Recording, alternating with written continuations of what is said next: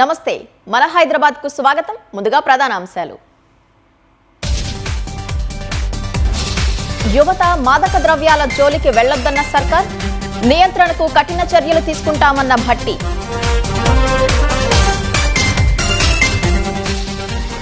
అసాంఘిక కార్యక్రమాలకు అడ్డాగా కిష్టారెడ్డిపేట స్కూల్, బడికెళ్లేందుకు భయపడుతున్న విద్యార్థులు. హీరా గ్రూప్లకు చెందిన 159 కోట్ల విలువైన ఆస్తులు వేలం, వచ్చిన మొత్తాన్ని బాధితులకు పంపిణీ చేయనున్న ఈడీ. పాత బస్తీలో కొనసాగుతున్న బీబీకా ఆలం ఊరేగింపు, రక్తాన్ని చిందిస్తూ సంతాపం తెలిపిన షియా ముస్లిం వర్గం. తక్కువ స్థలంలో జీహెచ్ఎంసీ వినూత్న ఆలోచన, ఫ్లైఓవర్ల కింద స్పోర్ట్స్ ఎరీనాస్ ఏర్పాటు.